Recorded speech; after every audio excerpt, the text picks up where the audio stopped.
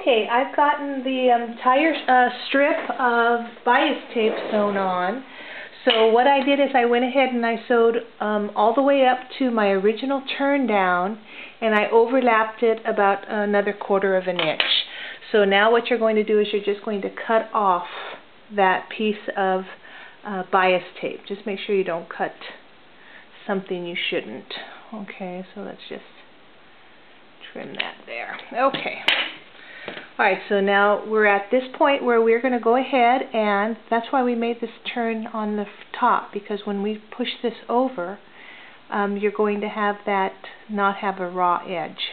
If I would have just tried to turn over the one I just did, I would have had a raw edge on there. That's why you want to turn that 1/4 of an inch down first. So now we're at the point where we can pin down our bias tape and sew that last final seam.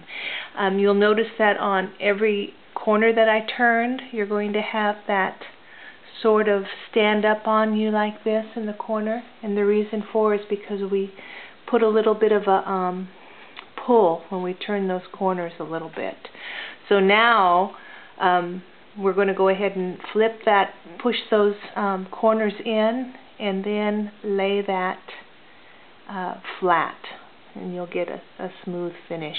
If you make that little pull on there, you'll get a pretty nice finish. I mean, it's not foolproof, but you will have a few puckers in there. But like I said, it's whatever it works best for you. If you want to do it this way, it works too.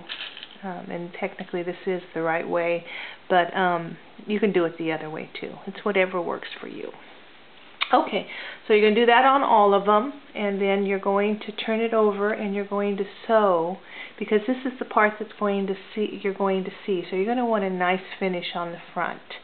If for some reason when you're sewing and you didn't catch the back piece, you're going to be able to go in there and just do a couple quick little invisible stitches in the back to hold that bias tape down.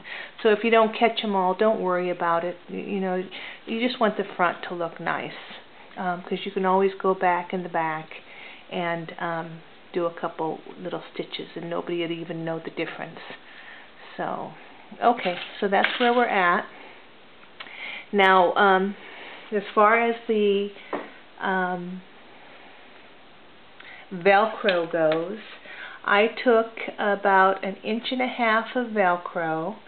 So as you sew your Velcro on, I did the hard plastic part on the inside here in the corner. So take about 1.5 inches or 1.25 inches and sew that right up to the edge of your bias tape. So that's the hard plastic. On the soft, you're going to do it opposite, so that when you do turn it around and hook it like this, they'll be able to be hooked together.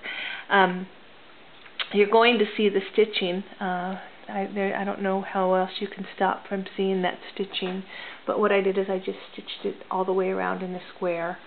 So that's your connection point. You can also, if you'd rather, if you want to make a little cute design, you can just put a buttonhole here and make 2 buttons here. That would be really cute too. There's just so many things you can do on these. But anyway, that's basically the whole thing. There's not much else to it.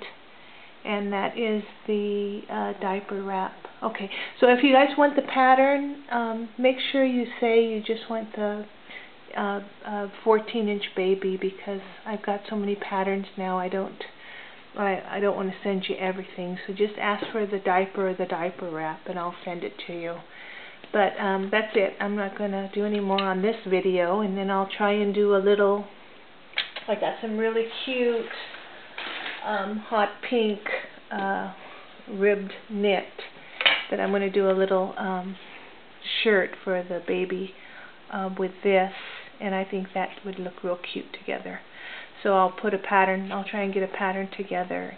I'm going to use the 18-inch pattern on this, but I'm going to have to extend the neckline, because the baby's neckline is so much wider than the 18-inch dolls. Okay, so I'll be back later. See you guys later.